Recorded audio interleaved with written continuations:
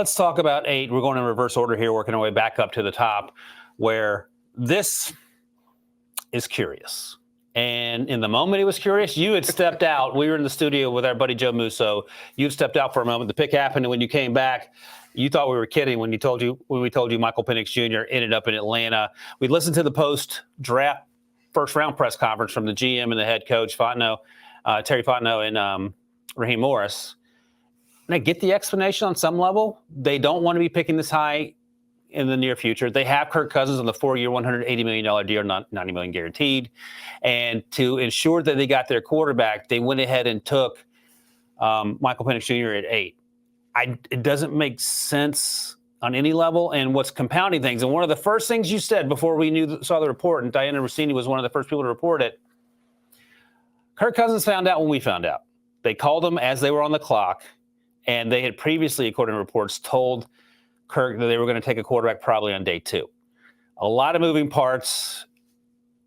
How do you wrap your head around it if you're Kirk and his agent? And how, as a Falcons fan, are you making sense of this when Byron Murphy II was there? Dallas Turner, Leatu Latu, Jared Verse were there. Cornerback, it doesn't matter. Even if you took Rome Odunze there, which we gave our buddy Brian McFadden a hard time about on the pre-draft mock draft we did yesterday. This feels like the craziest of crazy picks. Yeah. Yeah, I didn't understand it. And again, not because of Michael Penix Jr. No, we just got to be clear because we think both of us think Michael Penix Jr. as a football player and as a quarterback. We talked maybe the purest thrower out of any of these quarterbacks that came out in the draft. So the moves that the Atlanta Falcons made this offseason, signing Kirk Cousins, getting Mooney from Chicago, getting Rondell Moore from Arizona, was a kind of an, okay, we can win the NFC South. Now, if we can add to the defense in the draft, this should give us the beat to potentially be the league dog in the NFC South and maybe advance in the playoffs. But a move like this, and I get the explanation. When you hear it, it's like, well, we're planning for the future as well because they don't think they'll be picking in the top 10 ever again. So this was a little bit like, if you want to compare it to Green Bay, when they had Brett Favre and they drafted Aaron Rodgers. Yep. When they had Aaron Rodgers, they drafted Jordan Love. But those picks were in the 20s. Those weren't in the top 10. You had an opportunity to maybe take a top 10 player that would made not only a difference this year, but down the road, and they elected to go quarterback. Now, who knows? Because Kirk Cousins has, I think they can get out of the contract after the next 2 years. But who knows what the quarterback class, it may not be as strong next year, but I don't even know what the 2026 class is going to look like yet. You can probably have filled it then. So, by the way, my first overall pick in 2026, Arch Manning, just so you know. Go ahead. Okay. Well, they don't have to worry about it because apparently they're going to be picking in the 20s or 32nd, according to them. So it was just hard to kind of wrap around what they were thinking.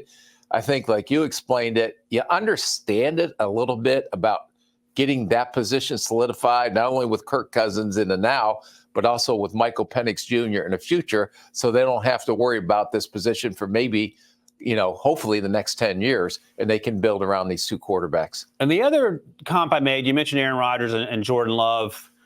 The other comp for me was just last year when the Detroit Lions took Hendon Hooker, but they took Hendon Hooker in the 3rd round. He's an older player. I think he's 25 now. And Jared Goff is your guy. And has Jared Goff gotten his new deal yet? No. So he's set to get that new deal probably. But you understood it in the 3rd round, not necessarily in the 1st. And Michael Penix, the expectations were that he was going to probably be a 1st-round pick. And it just didn't. The fit didn't make sense, especially when if you told me they were getting Grady Jarrett 2.0 and Byron Murphy, I would imagine the fans would have been excited. I would imagine the locker room would have not been confused. And if you're a general manager, first of all, the owner has to okay this, so clearly Arthur Blank's down with it. But are you concerned about how this affects, number one, your franchise quarterback, Kirk Cousins, but also the locker room as a whole? No, I know Kirk Cousins and the type of person he is, so he'll be very accepting. He'll help bring along Michael Penix Jr., although I know he's very competitive and thinks he's going to be the guy for the next 3 or 4 years there at least. The question I'm going to ask you is this. If Michael Penix Jr. was your guy, and everybody anticipated him being a 1st-round pick, but I don't think anyone anticipated him being in the top 10. Why would you spend all that money on Kirk Cousins knowing that you could probably get Michael Penix Jr. with the 8th overall pick? All right, here's the deal.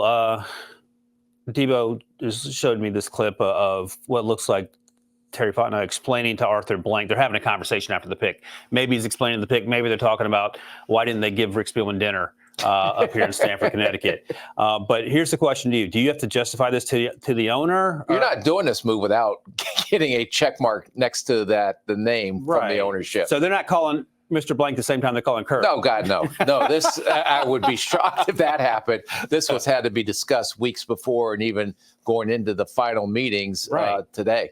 And the other thing you brought up earlier when we were talking about this on HQ is that even before they signed Kirk Cousins, the Falcons did, they knew who Michael Penix Jr. was, and they probably had a good sense, based on the same people that we talked to, that Michael Penix Jr. was almost certainly going to be middle of the first round, best case.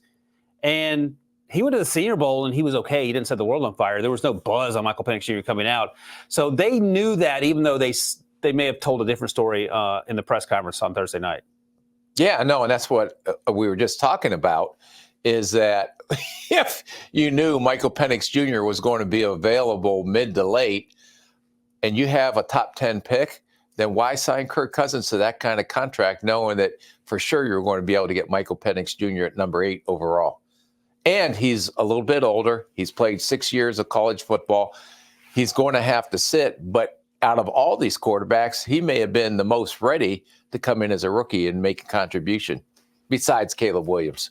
I haven't scrolled the social media, so I don't know if there's a more peculiar pick we've seen in terms of fit than this one. Maybe Jalen Rager going to the Eagles before Justin Jefferson was drafted. Move on. That was more for Debo than for you. So that's interesting.